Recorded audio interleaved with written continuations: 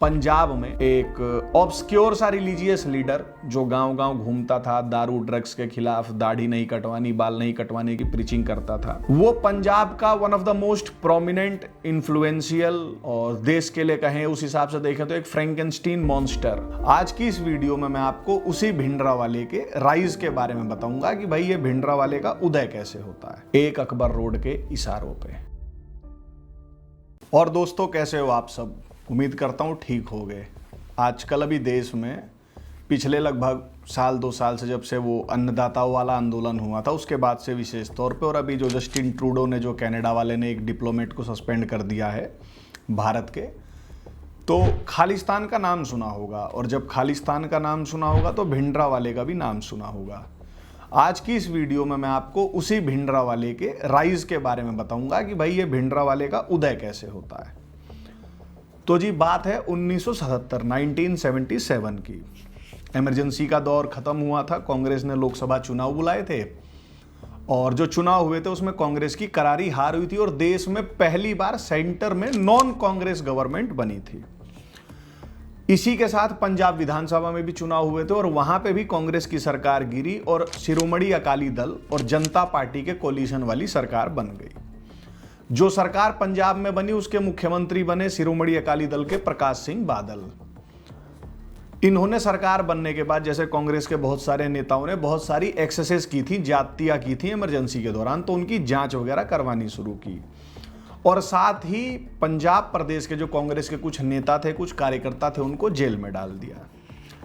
अब इन सब चीजों से जो पंजाब के फॉर्मर चीफ मिनिस्टर थे, जो कांग्रेस पार्टी से आते थे 1972 से 77 तक, ज्ञानी जैल सिंह, ये बड़े नाखुश थे क्योंकि डर इनको भी था कि इनका नाम भी आ सकता है, कल को इन्हें भी जेल की रोटी खानी पड़ सकती है। तो जो ये जैल सिंह थे, बहुत चतुर टाइप के थे, श्रूड टाइप के आदमी थे। इन्होंने भाई पहले संजय गांधी को समझाया कि यार एक काम करते हैं, शिरोमणि अकाली दल के अंदर ही फूट डाल देते हैं। अब शिरोमणि अकाली दल में 3 बड़े नेता होते थे। प्रकाश सिंह बादल जो तब सीएम थे, हरचंद सिंह लोंगोवाल जो एक रिलीजियस लीडर थे और इन्होंने इमरजेंसी में एक एजिटेशन भी लीड किया था। तीसरे थे गुरचरण सिंह तोहरा, ये एसजीपीसी के प्रेसिडेंट थे और कनिंग पॉलिटिशियन थे और कम्युनिस्टों से भी इनके लिंक थे। ये सब जो बातें हो रही थी वो एक अकबर रोड पे संजय गांधी और ज्ञानी जैल सिंह के बीच में हो रही थी। तो पर जो ज्ञानी जैल सिंह थे वो पंजाब के थे, तो वो पंजाब की जो पॉलिटिक्स थी और जो रिलीजियस पॉलिटिक्स थी उसकी कॉम्प्लेक्सिटीज से वाकिफ थे। तो उन्हें लगा यार कि अगर हम इन तीनों में से एक को तोड़ेंगे तो जो 2 बचेंगे वो काफी यूनाइटेड हो जाएंगे। तो क्या करें? तो भैया आइडिया आया कि जो शिरोमणि अकाली दल है वो रिलीजियस पॉलिटिक्स करती है पंजाब के अंदर, तो क्यों ना शिरोमणि अकाली दल को उसी के फ्रंट पे चैलेंज किया जाए और एक किसी को प्रॉप अप कर दिया जाए जो शिरोमणि अकाली दल से भी ज्यादा हाईली रिलीजियस हो, मतलब एक्सट्रीम रिलीजन का वो करे। आइडिया ठीक लगा। संजय ने अपने कुछ हेंचमैन्स को बोला कि जाओ भाई पंजाब में देख के आओ कि ऐसा कोई लीडर दिख रहा है क्या। तो संजय गांधी के जो हेंचमैन थे, जैसे जो यूथ विंग है एनएसयूआई, इसकी भी स्थापना संजय गांधी ने ही करी थी। तो उसमें देश भर के लफंडर लोग रहते थे जिनको कोई काम धाम नहीं था, वो संजय गांधी के लिए तोड़फोड़ किया करते थे। तो इनकी टीम गई भाई पंजाब में ढूंढने जो शिरोमणि अकाली दल से भी ज़्यादा रिलीजियस पॉलिटिक्स कर सके, ऐसा कोई एक्सट्रीमिस्ट इनको चाहिए था। तो इन्होंने पूरा पंजाब घूमा, तो इन्होंने 20 जनों की लिस्ट बनाई। फिर उन 20 जनों की लिस्ट में से भी 2 नाम की 3 नाम लास्ट तक बचे, क्योंकि बहुत सारे जो नाम थे 17-18 वो अनसूटेबल थे या अनविलिंग थे इस काम के लिए। फाइनली 2-3 नाम जो थे उनका एक अकबर रोड पे बकायदा इंटरव्यू लिया गया। अब जो इनके संजय गांधी के यूथ कांग्रेस वाले लोग गए थे ये लिस्ट बनाने, उसमें एक नाम है कमलनाथ का। जी, वही जो पहले मध्य प्रदेश के मुख्यमंत्री थे और छिंदवाड़ा के रहने वाले हैं। तो कमलनाथ ने कुलदीप नैयर को बातचीत में बताया कि जब इंटरव्यू ले रहे थे तो उसमें जो एक कैंडिडेट था वो थोड़ा कमजोर टाइप का था, मतलब करेजियस नहीं लग रहा था। पर जो भिंडरावाले था वो थोड़ा बोल्ड लग रहा था, उसकी हाइट वाइट भी थी, भाषण भी थोड़े मतलब कड़क आवाज में देता था। और साथ ही जो भिंडरावाला था वो दमदमी टकसाल का हेड था। अब ये दमदमी टकसाल क्या है? तो इसकी स्थापना गुरु गोविंद सिंह ने 1706 में की थी और बाद में बाबा दीप सिंह इसके हेड बने। और बाबा दीप सिंह फिर अहमद शाह अब्दाली की सेना से लड़ते हुए स्वर्ण मंदिर को आजाद कराने के लिए बलिदान भी हो गए थे। तो भिंडरावाले जो है इस दमदमी टकसाल का हेड था, तो ये भी इसको एक बेनिफिट था। तो इन लोगों ने फाइनली जीरो इन जो किया वो ये किया कि भिंडरावाले को वो एक्सट्रीमिस्ट लीडर के रूप में प्रॉप अप किया जाए, प्रोजेक्ट किया जाए। जब ये इंटरव्यू चल रहा था तो ये इंटरव्यू लेने वाले जो जैल सिंह और संजय गांधी और कमलनाथ वगैरह थे, इन लोगों को शायद पता भी नहीं था कि ये जिसको प्रॉप अप कर रहे हैं कल को वो एक फ्रैंकेनस्टीन मॉन्स्टर बन जाएगा। और कितना बड़ा बनेगा वो तो संजय गांधी की मां की हत्या तक पहुंचा। खैर उस पर भी आएंगे हम। अब जो शिरोमणि अकाली दल की जो राजनीति थी, अब वो राजनीति में थी, तो जब भी भैया आप राजनीति में आओगे तो आपको अपने प्रिंसिपल से समझौता करना ही पड़ता। अधिकतर हमको देखने में यही आता है। तो वो कुछ लिबरल पॉलिसीज भी कर रही थी, अपने स्टैंड को मॉडरेट कर रही थी। अब भाई भिंडरावाले जो था इसे कैपिटलाइज कर सकता था, पर एक समस्या थी कि भिंडरावाले को इशू क्या दिया जाए, क्योंकि जब ये संजय गांधी के हेंचमैन्स पंजाब में घूम रहे थे, खोज कर रहे थे कि भाई किसको प्रॉप अप किया जाए, तो इन्हें भिंडरावाले मिला। तो भिंडरावाले जो था वहाँ पे केस नहीं कटवाने चाहिए, दाढ़ी नहीं कटवानी चाहिए, शराब नहीं पीनी चाहिए, ड्रग्स नहीं लेना चाहिए, इन सब के बारे में गांव गांव घूम के प्रीच करता था। तो ये सारे जो मुद्दे थे वो पॉलिटिकली ठीक नहीं थे, मतलब जैसे, और रिलीजियस मुद्दे भी बहुत ज़्यादा ये बन नहीं सकते थे। अब जैल सिंह और संजय गांधी जो थे वो मुद्दा ढूंढ रहे थे और इनको मुद्दा मिला निरंकारियों में। अब आप कहेंगे जी निरंकारियों की क्या कहानी है? तो जो पंजाब की ट्रेडिंग कम्युनिटी है उसमें इनका बड़ा इन्फ्लुएंस है, और ये पिछली शताब्दी में, पिछली सदी में इस मूवमेंट का जन्म होता है। इसके जो फाउंडर थे वो बाबा दयाल दास थे। एक रिवाइवलिस्ट मूवमेंट चलता है कि जो सरदार थे वो दोबारा हिंदू परंपराओं की तरफ जाने लगे थे, जैसे तीर्थ यात्रा करना, मूर्ति पूजा करना, ईटीसी ईटीसी। तो बाबा दयाल दास ने अपने भक्तों को बताया कि नहीं नहीं ये सब नहीं करना चाहिए, ये तो मतलब एक तरीके से जैसे भाईजान लोग कहते हैं कि कुफ्र है, ऐसा इन्होंने बताया सरदारों को। और फिर ये कहने लगे कि जो परमात्मा है वो तो निराकार है, उसको तो आप प्रोजेक्ट कर ही नहीं सकते, तो ये मूर्ति कैसे बना सकते हो? और इसी से ये जो निरंकारी मूवमेंट है ये शुरू हुआ। पर बाद में जो निरंकारी मूवमेंट शुरू हुआ, इन्हीं के बाबा के जो चेले थे ये बाबा को ही बाबा मानने लगे, जबकि गुरु गोविंद सिंह ने अपने जीते जी ये कह दिया था कि मैं अंतिमवा गुरु हूं, मेरे बाद कोई गुरु आएगा नहीं। तो ये खुद हेरेटिकल हो गए सरदारों के हिसाब से। उसके बाद इन्होंने अपने भी कुछ ग्रंथ लिखे, जिसमें जो सरदारों की जो अपनी पुस्तकें हैं, जो इनके धार्मिक ग्रंथ हैं, जैसे गुरु ग्रंथ साहिब, और जो इनके गुरु हैं उनके बारे में भी काफ़ी कुछ ब्लेसफेमस कंटेंट ऐसा लिखा हुआ है। तो ये निरंकारियों की कहानी थी। अब भाई सिखों के जो ग्रंथी हैं, जो सारा जैसे इनके मौलवी होते हैं भाईजानों के, इन्होंने हुक्मनामा निकाला कि भाई निरंकारी जो है वो हेरेटिक्स हैं, इनका साथ नहीं देना है। और पंजाब में टेंशन बढ़ने लगी थी, कुछ दंगे भी हुए थे। अब भिंडरावाले की एबिलिटी जांचने का ये मौका था कि निरंकारियों को ये कैसे टैकल करता है, और वो मौका मिला 13 अप्रैल 1978 को, बैसाखी का दिन था। अकाली दल जनता पार्टी की जो सरकार थी कोलिशन की, इसने निरंकारियों को अमृतसर में अपना कन्वेंशन करने की परमिशन दे दी। अब भाई परमिशन दे दी तो उस दिन स्वर्ण मंदिर में एक राजा हरमीत सिंह बत्रा थे, बहुत बड़े व्यवसायी थे, ये गए हुए थे। तो वहां पे इन्होंने देखा कि तब के पंजाब के रेवेन्यू मिनिस्टर जीवन सिंह उमरंगपाल, ये सिखों का एक जत्था बैठा हुआ, तो उसको समझा रहे थे, पैसिफाई करने की कोशिश कर रहे थे कि भाई जो निरंकारी ट्रेडर्स हैं उनका संबंध जो हिंदू ट्रेडर्स हैं उनसे है, और हिंदू ट्रेडर्स का संबंध जो है वो जनता पार्टी से है, और जनता पार्टी कोलिशन में है, तो इसलिए हमको मजबूरी में परमिशन देनी पड़ी। तो वो कुल मिला के बता रहे थे कि हम नहीं चाहते थे, फिर भी हमको देनी पड़ गई परमिशन निरंकारियों को ये कन्वेंशन करने के लिए। तभी भिंडरावाले उठता है, कहता है हम इसे बर्दाश्त नहीं करेंगे और हम उन्हें टुकड़े टुकड़े काट देंगे।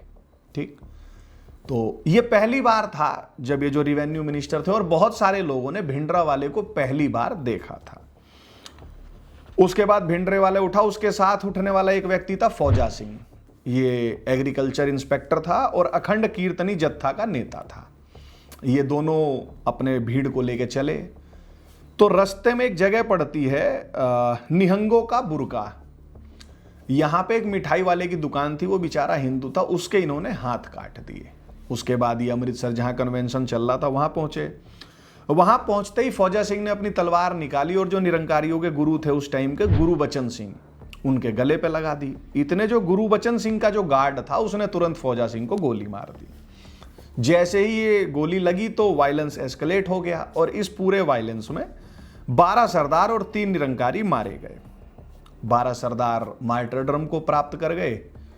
12 सरदार जो है वो मार्टियर हो गए कम्युनिटी के, और संजय गांधी और जेल सिंह को वो मुद्दा मिल गया जिसकी उनको तलाश थी, और उन्होंने फाइनली भिंडरावाले का मेटल भी जांच लिया था। अब इसमें जो एक इंटरेस्टिंग बात है, ऐसा कहा जाता है कि भिंडरावाले का जो पहला वायलेंस इंसाइट करने वाला या वायलेंट एक्टिविटी जो उसने की थी वो यही की थी, निरंकारियों वाले जत्थे पे हमला करके।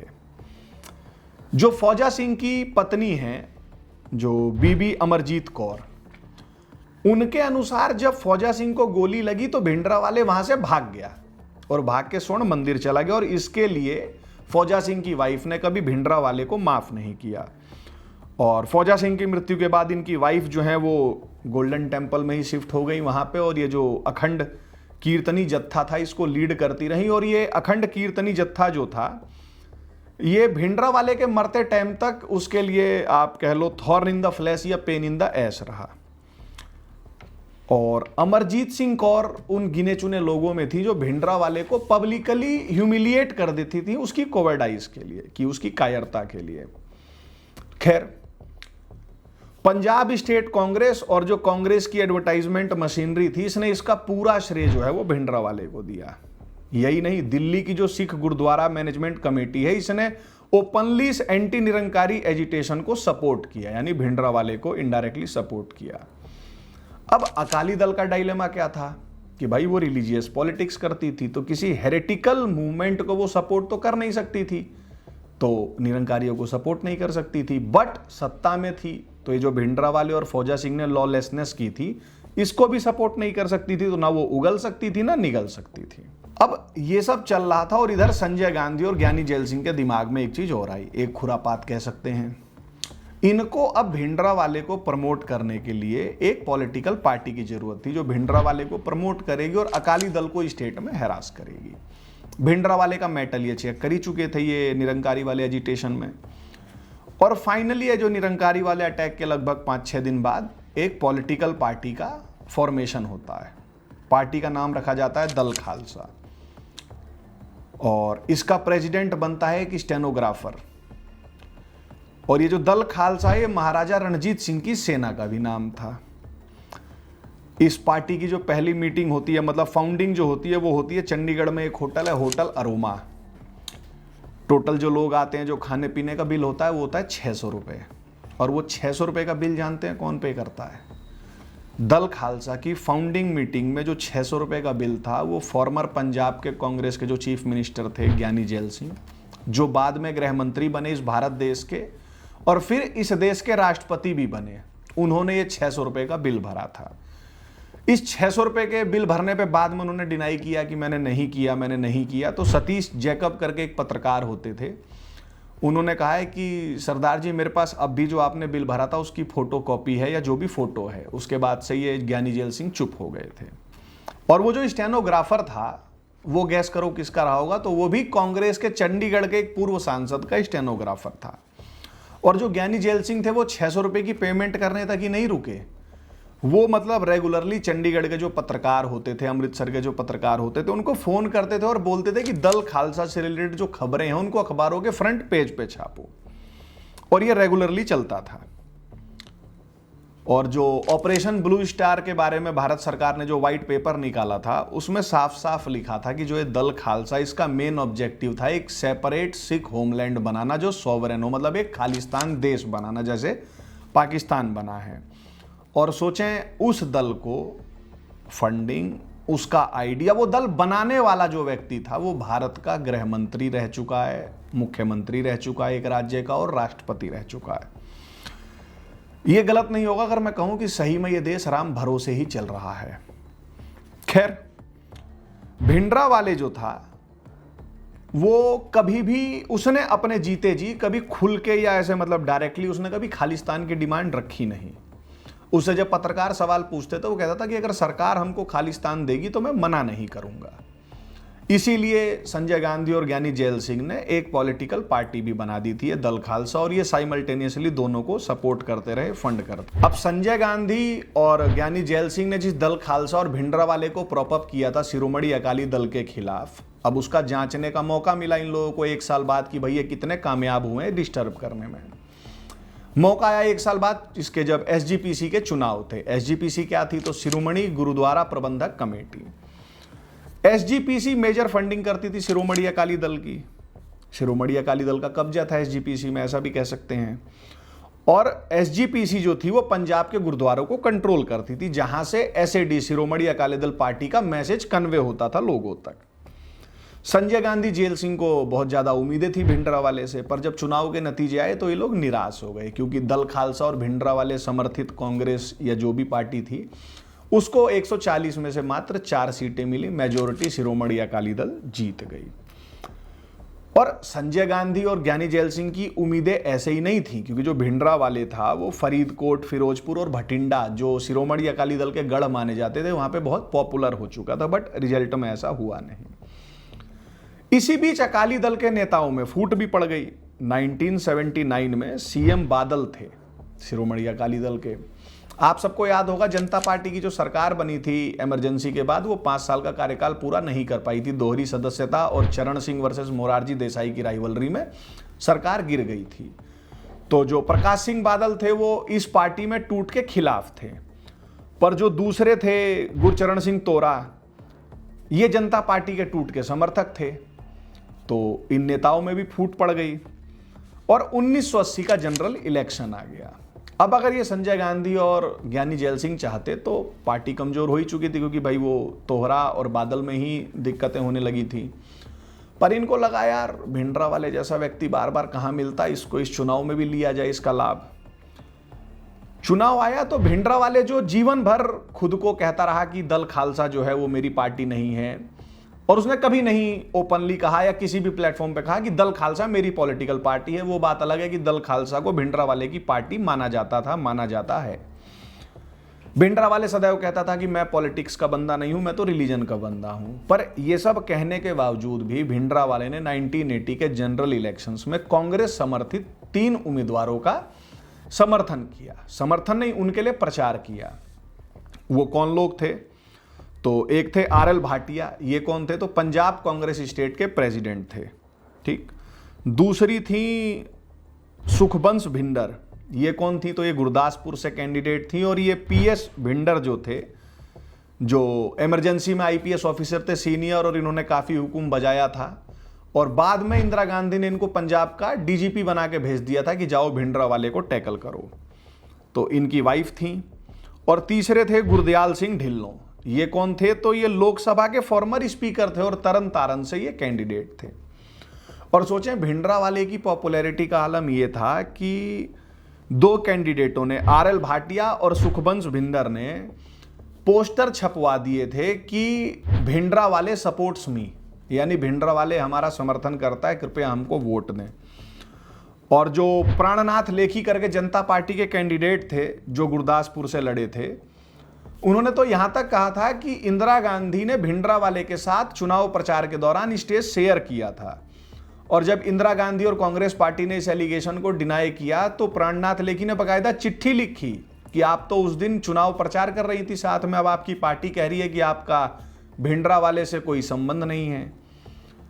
और इस प्रकार पंजाब में एक ऑब्सक्योर सा रिलीजियस लीडर जो गांव-गांव घूमता था, दारू ड्रग्स के खिलाफ, दाढ़ी नहीं कटवानी, बाल नहीं कटवाने की प्रीचिंग करता था, वो पंजाब का one of the most prominent, influential, और देश के लिए कहें उस हिसाब से देखें तो एक फ्रैंकेनस्टीन मॉन्स्टर बन गया, एक अकबर रोड के इशारों पे।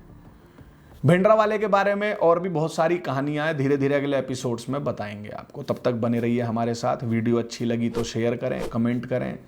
चैनल नया है इसको सब्सक्राइब करें, अपने दोस्तों से भी करवाएं। धन्यवाद। जय श्री राम।